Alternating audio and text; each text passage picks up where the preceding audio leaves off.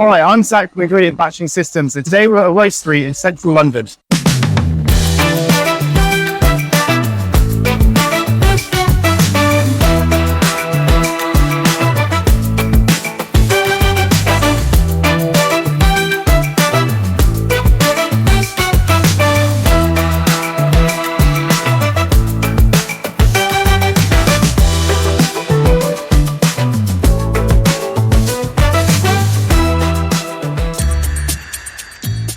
Let's start at the beginning, the green bean intake.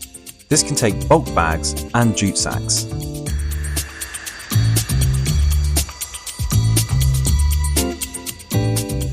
So this is where the process begins. One of our bulk bag discharges. The operator brings the bag over and hooks it onto the lifting cruciform. Then using a forklift, the bag's lifted up and onto the discharger. There's an access door where the operator can untie the bag.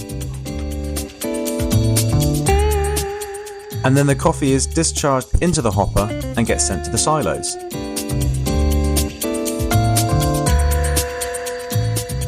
Now let's take a look at the interface, located just next to the bulk bag discharger. The whole system's controlled from one of our main control panels, shown here with a 10-inch HMI screen. From here they control everything from sending to the silos, to the roaster, and keep the stock check of everything they've got.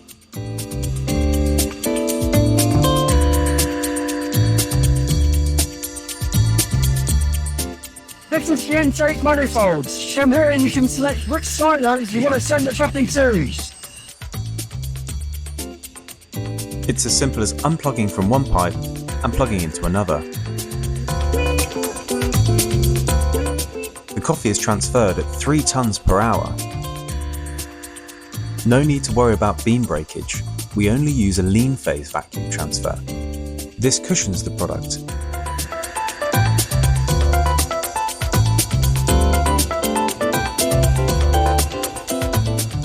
The hopper design allows every last bean to be vacuumed away.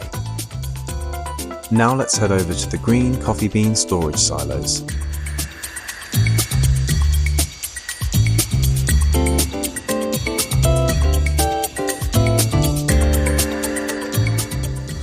And here they are, the silos themselves. 3 tons and 4 1.7 tons. Now that's a lot of coffee.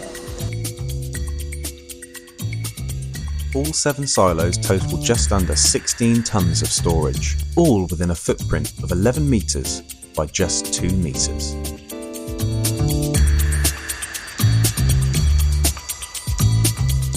Green coffee famously produces a lot of dust. That's why we have one of these, an easy to use dust collector.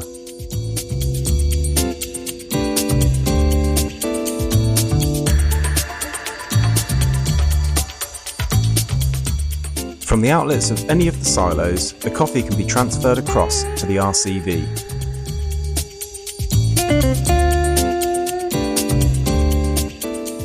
All of the valves on the system have a red and green indication light, which lets the operators know whether they're open or closed. The final part of the system is the receiving vessel for the roaster. We call it the RCV.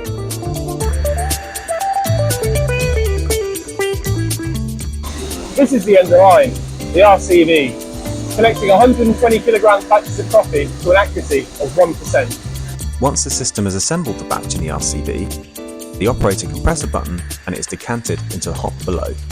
It will automatically stop when the RCV is empty. The roaster takes it from here. Now let's take a little look at the remote control panel. Probably the head roaster's favourite part of the system. It's a 10-inch HMI touchscreen located right next to the roaster, where they can select any silo to draw coffee down from. Thank you for watching this episode of Inside the Roastery. Until next time, happy roasting.